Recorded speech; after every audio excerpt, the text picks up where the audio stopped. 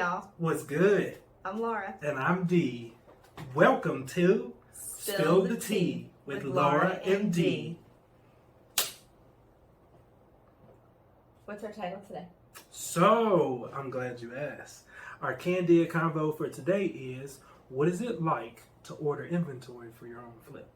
Hell. Yeah, it kind of is. it really is. So let's talk about why was it hell. First off, knowing exactly what to order. Because otherwise you're going back and forth to the store. Yes, so, total sidebar, squirrel. So squirrel, I know, right? I actually have a reel coming out about that. I did a few different questions, and one of the questions was, what do you need to do to get started? Know your inventory was definitely on that list.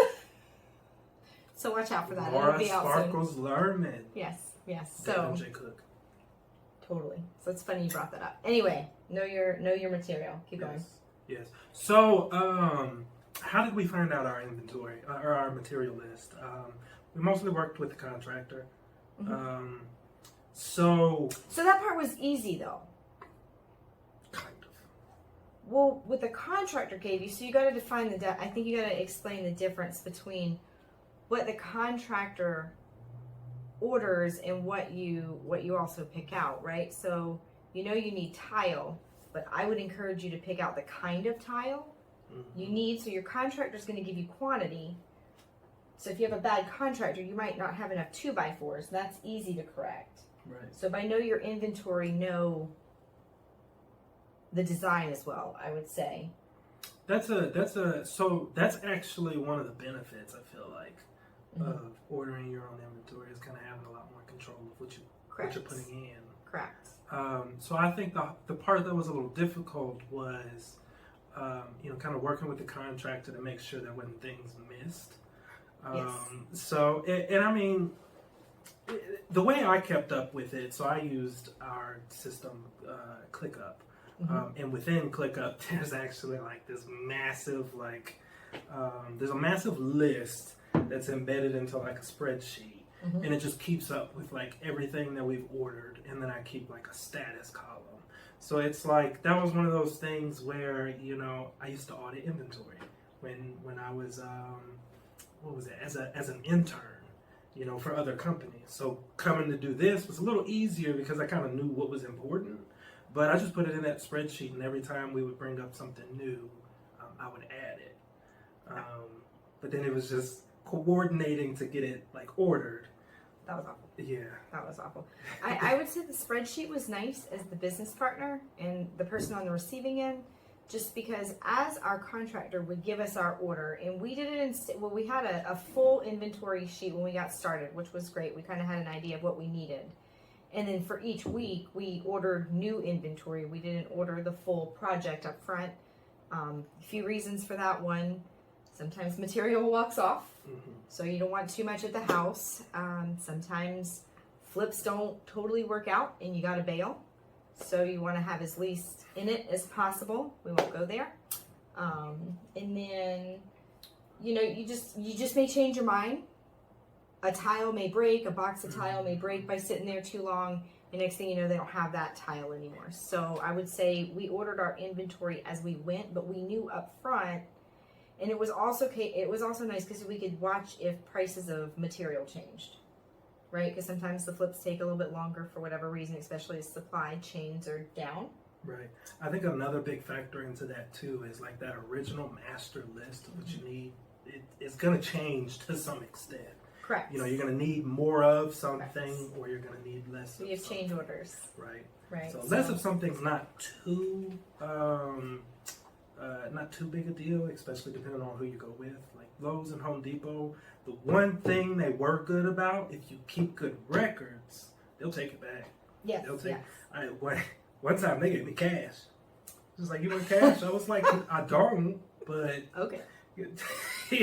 They said it was faster than the actual credit. I was like, fine, I'll take the cash. Right. So. Right. Yes. So knowing kind of what you need for each week or bi-weekly or whatever is nice, because to his point, he would break it down. He would send it to me, And what was fantastic about having it in something like ClickUp, and we love it. We don't get paid to market it, but we do love it.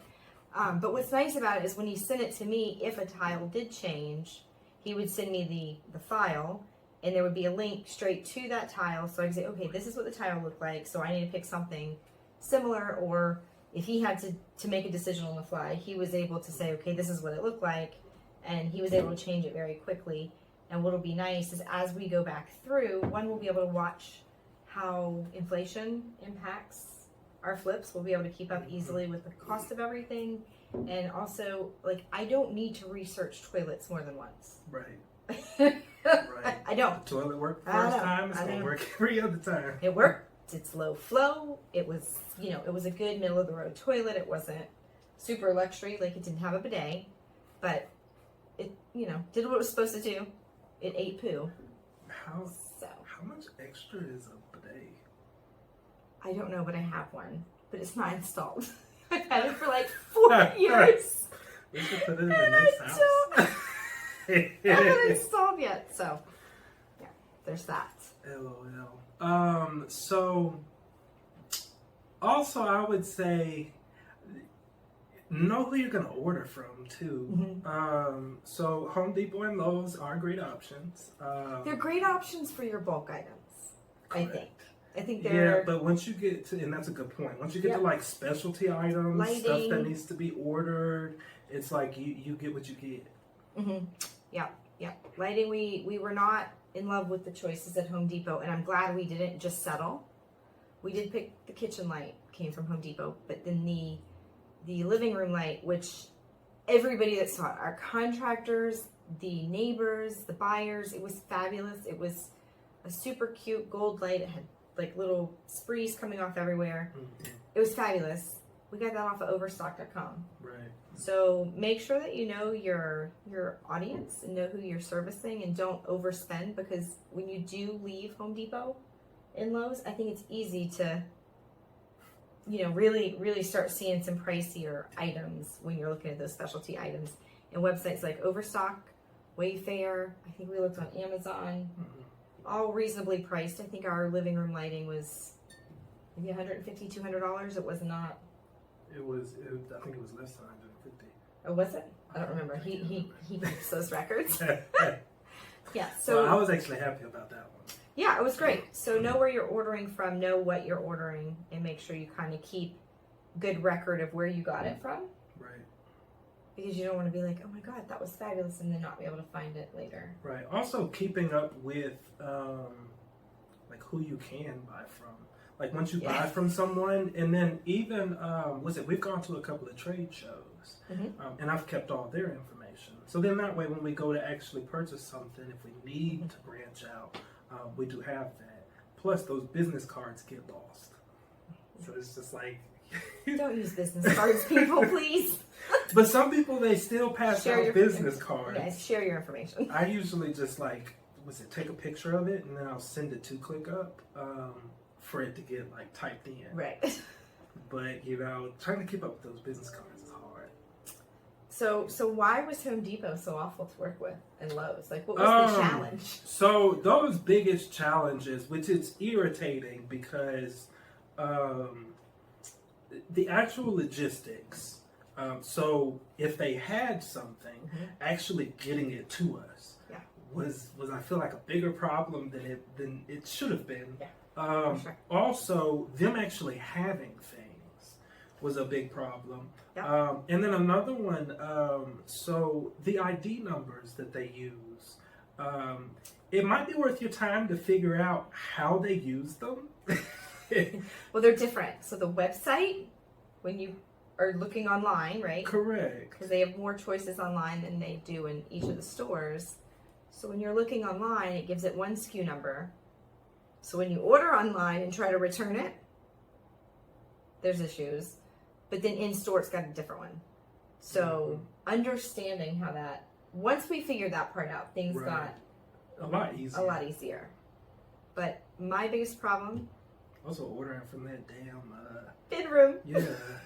It's like the bid room. It was like this fictitious room, I feel like, that they just told you to try and get you to buy more. So if you have an account, right? If you have a pro account, and I would encourage, if you're going to flip, we're making fun of Home Depot and Lowe's. We will shop there again. Begrudgingly, but we will. Damn right we will. Shop there again. But anyway, so you get a pro account, right? And the pro account is great. That's where we bought most of our material. It was easy. It was one monthly payment. As the bill started kind of piling up month over month as we were finishing the renovation. But if you order from your pros account, then you get put in what's called the bid room, because your order has more quantity than, say, a normal person. You may be ordering 6 toilets for one house, right? Where most people don't change six toilets at one time. So they put you in the bid room, and the supplier has the opportunity to give you a discount on certain parts of your order. Well, what we calculated was being in the bid room probably saved us about $1,000 on this flip. And by our calculations, our goal is in the next 3 years to be up to at least 10 houses a year. And it was about 10% of the inventory. Correct. So it was about, it was enough money to go after. Well, the problem is no one knows how to put you in the bid room. And the people that do know how to put you in the bid room work from 8 to 4, and by 8 to 4, I mean the hours they want to show up. It's really like 8 to 12. It's really if you don't go down there before 12 o'clock, yeah, you're not. They're gonna be like, bid room. They left. Pro account, yeah. Nobody's here. 11:30, they were gone. It's like I thought it closed at 4. No one's here. Can you help me? Yeah, I can put in your order. Can you put me in the bid room? No. What is that? What's that? Can the manager help me? No.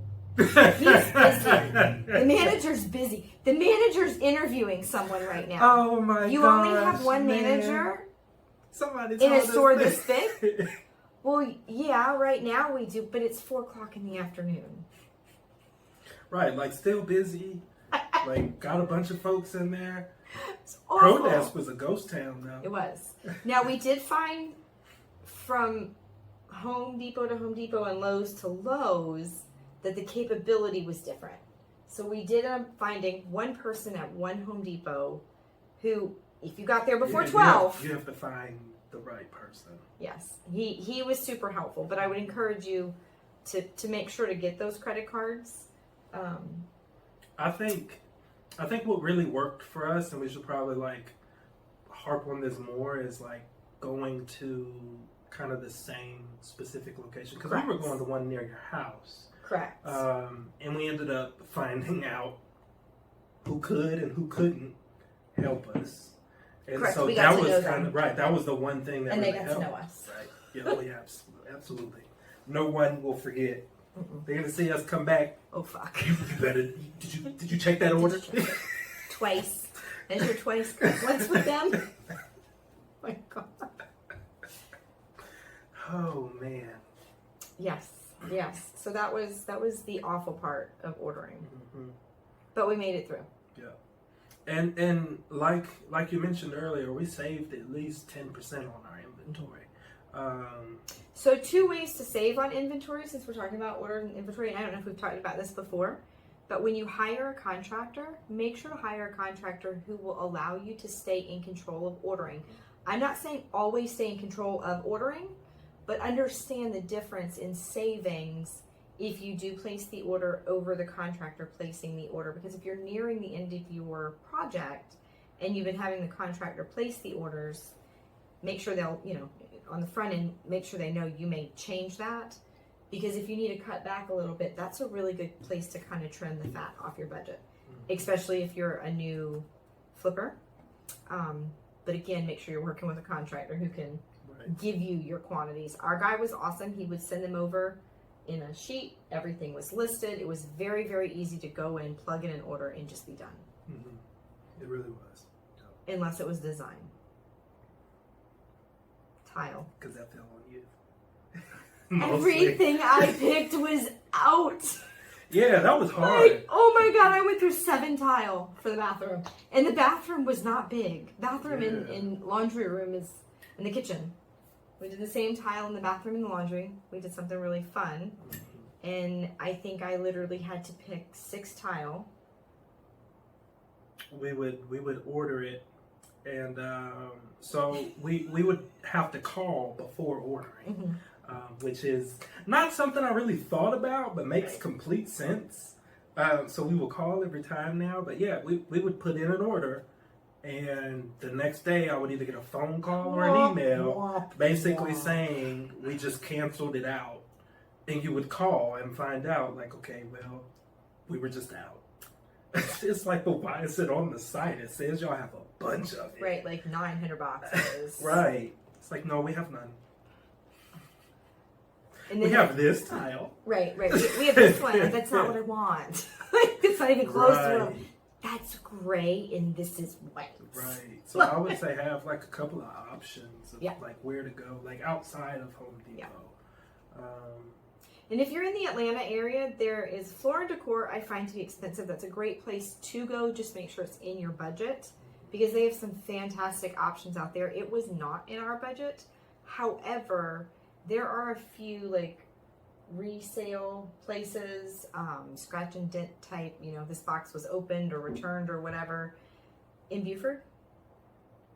That's a really great place to kind of go. We even looked for our appliances like that. We didn't end up finding them, so the appliances, I feel like we've talked about this a little bit. You got it, Brand Smart. It was Black Friday. Yes. Yeah, it was. We were looking for deals.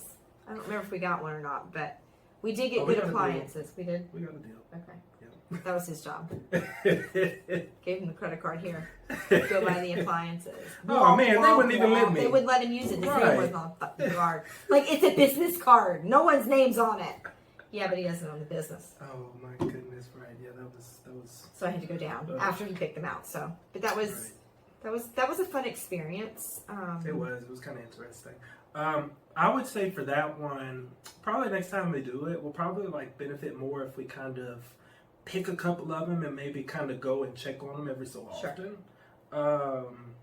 Because I feel like there was a couple of other warehouses that I wanted to go look at that probably may have there were Dave's, but that was all the way out in Athens. Fair enough, yeah. We did not make it there. There was another one we didn't talk about. Okay. Yeah. But I think they had more than just appliances. So they had like furniture. I think they had like some building parts, that kind of stuff. So yeah. So definitely check sales. There's one other place. It's not Goodwill. It's Habitat for Humanity. I was about to say Salvation Army. Oh no, Habitat for Humanity. If you're in a city where they have a warehouse, a lot of times they have great items where, you know, it's just enough for one room or one bathroom or whatever, so it's not a ton of, you know, you may not do a whole big space. We got one here? We do. We have two. We have one in Roswell, one in Duluth or something. It's a Habitat for Humanity store. That's a good place to look for that. Duly noted. Are you putting it in ClickUp? Oh, I'm about to.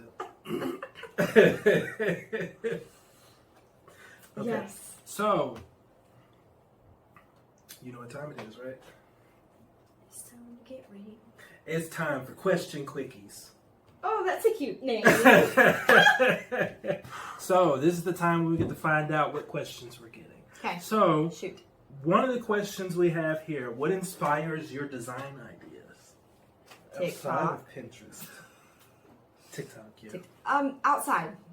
Right now, I am super into nature. I think it's nice to bring nature in. There's a lot of material right now, so you're finding that people are hanging up macrame again. I don't know, I haven't seen granny's doilies out yet, but things like that are kind of coming back out. A lot of wicker baskets, we're seeing a lot of that. And so just kind of bringing outside in and giving the home that cozy feeling, but also keeping it nice, sleek, and modern. People aren't really excited about a lot of furniture. They're not really excited about things that are bulky or get in the way. We're really moving into more of a minimalistic lifestyle. And so when we're making those designs, you know, we may have one amazing feature wall, which I'm about to put one in my house. I'm really excited. I think I've got it all designed. We got to keep that design so we can start putting them. I want to start putting the feature walls yes. in all the houses. Correct. We have like our own unique one. Correct. Oh, that would be fun. Our stand-up. Yeah. Brainstorming. Anyway, so that's where a lot of my design comes from. And then obviously everybody wants open, everybody wants light. However, I am finding a lot of buyers are really looking for a fourth space in the home to make as an office. After 2020 and the pandemic, we really saw a lot more people staying home or whatever. And so you want to make sure that there's a space inside the house that can be closed off, but may also be open. Seen a lot of French doors on those spaces, glass doors. People don't like that closed off feeling, but still want to be kind of behind the quietness. Right. So one thing you just said, like the kind of getting to like a minimalist type style. Is that why we're starting to see less cabinet space, like the upper cabinet space? Open. It's open, so that makes your space look bigger. When you take those big cabinets off the top and you're in a smaller kitchen area, hey flippers, that's a trick, right? You need this room to be open and airy and breezy. Right. Like those buyers, they look at that and they fall in love, and it's not till they're unpacking them damn boxes and they go, I need cabinets, right? And then you've already sold. So that's why we're seeing a lot of those spaces go down. Mm-hmm. Yeah. It makes it open. It makes the room look bigger, right? The cabinets kind of stop your eye. I never thought of it from that standpoint. My first thought was like, oh, it looks great. Less cabinets. Like, why would I want this? Okay, so how do you make sure you stay on plan? That one's kind of, yeah, fair enough. So I feel like this is quite a bit of a joint effort, and I feel like we do a good job about it. Because I would say staying on plan, first off, you kind of have to keep a good record of where you're at in the plan. So kind of tracking and reporting. Right, so that's kind of how she's pointing. That's kind of where I specialize. Like I love time out. It ain't kind of. It is 110%. Just so we're all clear. Yes, that's where I come in, and I kind of I'll kind of point out the key dates. I'll be like, okay, we're getting close to this, or hey, we're getting close to this. What do you think? And so reporting and like keeping track of things has nothing if you don't like enforce it. And so enforcement, I feel like you kind of, because usually what will happen is I don't play. I will show you what's going on. We'll have a conversation about it. And by the time we're done with the conversation, you're already calling folks like, why is this not done? And who's going to get this done? Right. So I would say that's probably, so kind of knowing where you are in a project, like always keeping that track, and then just enforcing, whenever you see something, just jump on it. Correct. And make sure you know your end date, right? I think that's the best way to stay on track. Make sure you know your end date, and make sure when you're working with your contractor, you have that plan, right? Don't just come up with that plan on your own. Make sure it's realistic for the scope of work you're doing, because sometimes you pull down the walls, and not only do you need a contingency budget, you need contingency time, right? Which goes into that contingency budget. I mean, it's longer holding costs, more material. Exactly. But we pulled the walls down and found cast iron piping. I mean, I don't know why we didn't really think about it on the front end and why we didn't budget for it. Lesson learned. But when we got in there, they were fine. I mean, they were working. They weren't rusted through. Right. However, our goal is to flip a home as if we were living there from a component standpoint. And so we got in. We had to replace all the plumbing.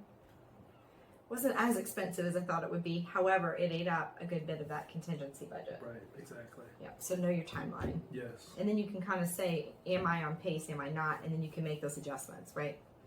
Maybe not or maybe not blow out a wall and slow the project down or whatever. Right. Sweet. Third question. Yes. What's been most exciting moment as an investor so far? Yep, selling the damn house. I feel like the best part is the damn closing date. Well, when the seller says yes to the deal, might be equally as exciting for me. So you're talking about like on the purchase side? If they come down to the number that you want? Okay, yeah. That actually is pretty exciting. You probably don't see it as often. No, you need 900 no's to one yes. Right. 999 no's for one yes. Takes a lot of phone calls. So, but I would say that is definitely my two favorite moments. I don't know if I can pick one or the other. When you get to the closing table, Whether you've made money, broke even, or lost money, you did it, right? You completed the project. Mm-hmm. So there's a big pat on the back and living in the game. But when you get that yes, because you've had so many no's, right? You can only be defeated so many times. Right. That kind of goes back to, what was it, that book that we were reading? Gap in the game. Yeah, but you also got to be receptive to receive when someone Correct. actually gives. That's that one yes out of 1,000. Open your hands. Right. So sweet. Well, that's a wrap. That brings us to the end. So thanks for joining us on Spill the Tea. As always, if you found this entertaining, or if you liked this, Or even or if if you you didn't. learned something, Even if you didn't. please like, subscribe, and share. Also, if you have any questions for a house flipper or a real estate professional, ask us. Drop them in the comments, and we'll answer them on one of our upcoming videos.